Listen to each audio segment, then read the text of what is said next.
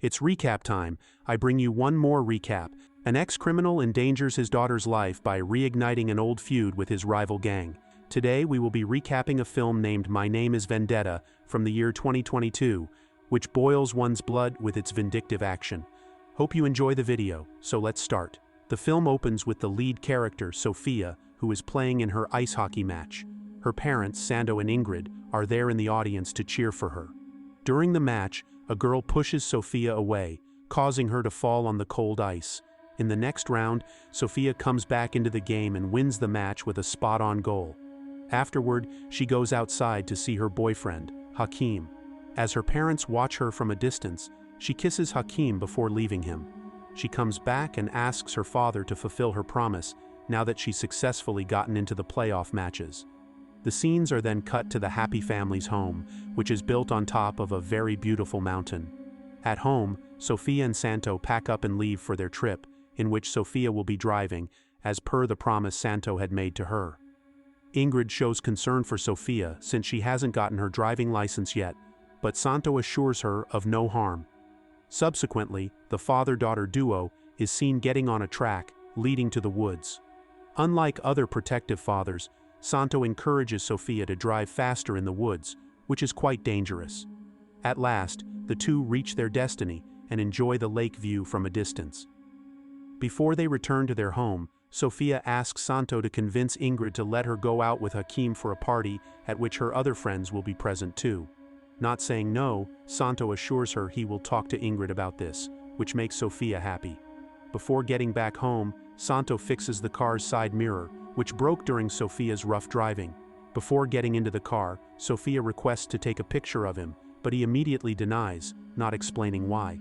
However, she secretly takes his photo while he's busy fixing the mirror and posts it on her social media, not knowing the consequences of her silly action.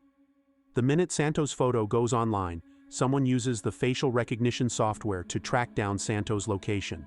The next day, Santo becomes invested in fixing an electric saw in his garage and sends Ingrid's brother, Patrick, to pick Sophia up from her match practice. Patrick picks Sophia up from the practice and drops her off at her home. He also comes over to check up on his sister and catch up with her. As Ingrid has a word with Patrick, Sophia goes to the laundry room to throw away her dirty clothes. Simultaneously, two goons, with cameras over their heads, infiltrate their home and brutally beat up Ingrid and Patrick, mistaking him for Santo. When Sophia overhears the screams, she comes out of the laundry room, only to find her mother and uncle lying dead on the floor. She runs away in fright, which catches the goons' attention. They run after her and mercilessly shoot at her, but she coincidentally dodges them and jumps off the balcony, ultimately running away. The men decide not to chase her and head back to report the situation to their boss. Meanwhile, Santo tries to call Ingrid and Sophia, but none of them pick up the call, which alerts him. He immediately rushes to his home, only to find his wife dead on the floor. He yells Sophia's name, which brings her back to the doorstep. Her ground's shaken. Sophia cries and yells at her father to call an ambulance, whereas Santo controls his emotions and remains unaffected by his wife's death. He then grabs Sophia by her arm and takes her to his hiding spot, an abandoned hotel. Sophia demands an explanation for this uncertain shift in their lives, but Santo refuses to tell her what's happening in reality. This offends Sophia to the point where she's about to make an exit, but Santo aggressively stops her and tells her he wouldn't have brought her to this place if they weren't in serious danger. He forces her under his wing for her protection, but Sophia doesn't realize the seriousness of the situation. On the contrary, the man who had just assassinated Ingrid and Patrick shows up at his boss's place and shows him the video he recorded with his heat camera while he beat Patrick and Ingrid to death. His boss goes by the name Don Angelo, a Sicilian mobster. Don Angelo and his son Michelle happen to be Santo's old rivals, and the two parties have had bad blood for decades. While Michelle is convinced that his people have assassinated Santo, Don Angelo realizes they've mistaken another man for Santo, who is still on the loose. He yells at his man, Rudy, for not carrying out his job right and sends him away to find Santo and his daughter so that he can end their rivalry by assassinating them. Back in the hiding spot, Santo shaves off his beard and his head to change his appearance. While he's at it, he gets a flashback of shooting down Don Angelo's son in his car. He is assured that Don Angelo is behind his wife's and Patrick's deaths, so he decides to pack up his weapons and pay a visit to an old friend. But before that, Sofia shows up with a meltdown and starts destroying things around him, forcing him to reveal his true identity. He sits Sofia down and reveals to her of his previous life, in which he went by the name Domenico Franze and was part of a Sicilian mafia, which was passed down to him by his family. Since his family had involved him in the mafia, escaping that life was impossible. He was trained to take a gun and finish his rivals, or sacrifice himself in the act, since coming back without taking revenge wasn't an option given to him. However, he found Ingrid and fell madly in love with her. She pulled him out of his messed up life and took him far away to start over with a clean and normal life. Upon this revelation, Sofia connects the dots and points out why he never let her take his pictures. She further reveals that she secretly posted his picture online without his consent, which has landed him in this position. Santo isn't mad at her, but Sofia's blood boils. Knowing this has cost her the lives of her mother and uncle, she yells at Santo for keeping her in lies her entire life, but it's too late to argue since things have gotten out of hand. Subsequently, he hands over an old-school phone to Sofia and strictly tells her not to receive or dial anyone else besides him. Now, he takes out his car and warns Sofia to stay hidden in the building no matter what happens. As soon as he leaves, Sofia decides to call the cops, but she ends up calling her boyfriend Hakim and requesting that he take her away. She reveals her location, which immediately alerts Rudy and Vituzzo, the guys who took Ingrid and Patrick's lives. Hakim stays on call with Sofia and tells her how the news of her dead mother, her criminal father, and her disappearance has gone viral all over the news channels. Showing concern, he immediately takes out his dirt bike and goes to rescue Sofia. Meanwhile, Santo gives a visit to his old mafia buddy and beats him to death in order to get the names of Don Angelo's men who assassinated his wife. Once he gets the names of Rudy and Vituzzo, he heads back to plot revenge but instead finds Sofia gone. Sofia runs away with Hakim on his dirt bike, which leaves a trail on the ground. As soon as the kids get on the road, they get violently chased by Vituzzo's car. Santo discovers the bike's trail and hits the road in his car. Unfortunately, Vituzzo gets to Sofia and Hakim and shoots Hakim in the head when his bike trips from a fallen tree trunk.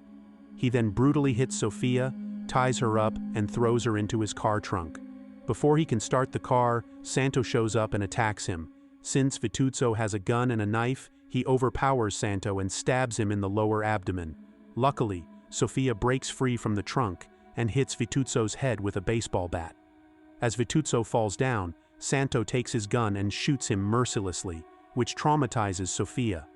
On the other hand, Angelo's son Michel refuses to chase down Santo and take revenge, since that can affect his rising business reputation now that he owns the majority of the land and buildings in the city. Angelo mistreats his son and makes him feel guilty, claiming Santo should have shot him instead of his other son, since he would never disobey him. Meanwhile, Santo and Sofia stop by a gas station to treat Santo's flesh wound. He locks himself up in a bathroom stall and sends Sofia to grab the necessary stuff. On the checkout counter, Sofia watches the news and finds out the cops are looking for her and Santo after finding Ingrid and Patrick's bodies. She rushes to the bathroom stalls and gives Santo the bandage. He quickly puts on the bandage and gets back to his car. Sofia takes over driving the car this time because Santo is unable to. As she drives, Santo talks of heading to Milan, which is somehow overheard by Angelo. Angelo apologizes to Michel and uses a polite tone to get him to do his work. Meanwhile, Santo asks Sofia to stop by a parking lot. There, he steals another car so that they can get Angelo and his people off their trail. However, he's always one step ahead. He invites Ferrario, who had helped him find Santo with his online facial recognition software, and requests that he hack the surveillance cameras and keep Santo under their radar. Revealing that he's worked for the state before, Ferrario agrees to help Angelo keep Santo on the radar. Meanwhile, Santo asks Sofia to stop by a shop. Sofia secretly follows him and finds him running out of oxygen and slowly dying. She takes out all his cash from his bag and goes out in search of a doctor. She stops by a pharmacy for help, but the ladies lock the doors from inside since Sofia is all over the news. When she offers them all her cash, they show up with the men and take Santo away with them. They put him on oxygen and treat his wounds while he re-watches Sofia's birth in his subconscious. While Santo remains unconscious, Sofia finds her family picture in his pocket with a personal letter written to her on the back of it. She becomes emotional reading the letter, since Santo had written his intentions of finding this letter once he would die. After reading the letter, she decides to stick by his father's side and help him put an end to his 20-year-old rivalry by taking down Angelo. While Ferrario goes to Michelle and reveals his father's insane intentions to hack the entire city's surveillance footage, Santo wakes up, apologizing to Sofia. He realizes Angelo is never going to stop coming after them, so he initiates an escape plan right away. Meanwhile, Rudy and one of his men use Ferrario's help to find Santo's latest hiding spot, which is an abandoned warehouse. The armed Rudy barges into the warehouse and starts looking for Santo, while Sofia stays outside and steals a van from the parking lot. At last, Rudy and Santo find each other and get into combat, but when Santo hears gunshots from outside, he pushes Rudy off the stairs and goes to the balcony to find a man keeping Sofia under gunpoint. He aims for the man's head and shoots him to save Sofia. Now, the father-daughter duo takes the van and runs away to another hiding spot, where Santo starts working on some handmade dynamites. He also trains Sofia to become a stone-cold mercenary. He teaches her one rule, which is to assassinate or be assassinated. He also teaches her that showing a sign of mercy is a sign of weakness, which she must never adapt to.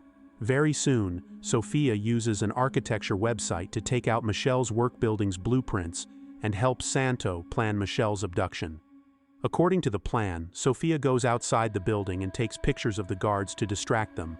Meanwhile, Santo takes a guard hostage in his car and gets him to drive his car straight to the underground parking lot. There, he knocks out the guard with the back of his gun and takes the lift to the highest floor.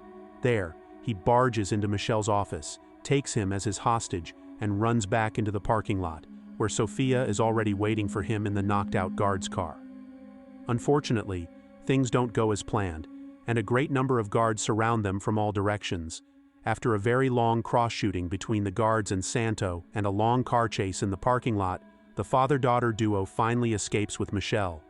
They take Michelle to their safe spot and tie him up. The scene cuts to Angelo, who's told by Rudy about Michelle's abduction.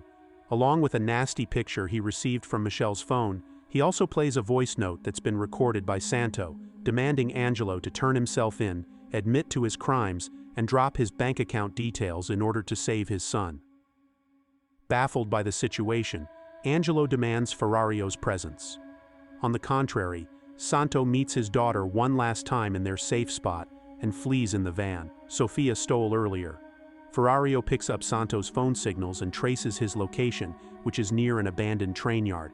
This time, Angelo sends Rudy along with a huge squad to take down Santo and bring back Michelle. Angelo's bad decision ends up endangering his men's lives because Santo had already predicted this move and was prepared for an alternative. When the squad shows up, Santo takes his place at a distance, shoots the majority of the squad with his sniper, and takes down the remaining ones by blowing up his handmade dynamite. In the end, he comes face to face with Rudy. Overpowered, Rudy tries to convince Santo they're on the same page and people like them should never have families in the first place, but Santo heartlessly stabs him to death. Back on Sofia's side, Michelle tries to get into her head by playing the innocent card.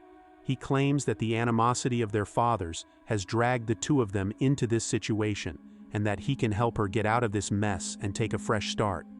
In order to convince her, he also reveals that his father initiated the rivalry by assassinating his brother. Despite being moved by Michelle's words, Sofia walks away and ignores him. She gets a call from her father, who speaks to her for the last time. He tells Sofia that his plan didn't work out as he had planned, so he must sacrifice his life in order to take Angelo down on his own. He may never come back since he was taught to never back out of a situation until it is ended by you yourself. In the end, he encourages her to lead her life the way she wants. As Sofia cries her heart out, Santo infiltrates Angelo's place, takes down his guards, and strangles Angelo to death to avenge his beloved wife. As he walks out, a large number of assassins lock their sniper's target onto Santo and roast him to death. On the other hand, another squad shows up and takes Sofia and Michelle into its custody. The scenes cut directly to a Catholic juvenile facility for minors, where Sofia is currently being held by the law. Michel shows up with a box of chocolates and offers her a truce, claiming he's putting an end to their rivalry. Furthermore, he breaks the news that he's talked to the judge personally about her, and there is no charge against her that can keep her here, so she will be free soon. Before leaving, he hands her a business card and tells her to reach out for his help at any stage of her life. However, Sofia remains silent on this. Michel's real side is revealed when he rejoins Ferrario in his car outside the Juvenile and expresses obliterating and strangling Sofia, just the way Santo did to his father, Angelo. The following night, Sofia realizes it's a setup, so she escapes the facility on her own. When Ferrario shows up to pick Sofia up from the facility the next day, he finds out she's run away. As Michel gets this news on the phone, he becomes angry and spills out his plan to find Sofia and have her pay for what her father has done. Unbeknownst to him, Sofia is sitting right next to him, listening to everything. She approaches Michel, who continues to play the nice guy. In the end of the film, she confesses that a truce only takes place when two parties come to a mutual agreement, and, unlikely, she never agreed upon it. With that being said, she jabs a sharp knife into Michel's jaw and quotes her father's rule, which is to sacrifice or be sacrificed since there is no backing out without putting an end to it. I hope you liked the story recap. Don't forget to like and subscribe to our channel. Thank you for watching, and see you next time.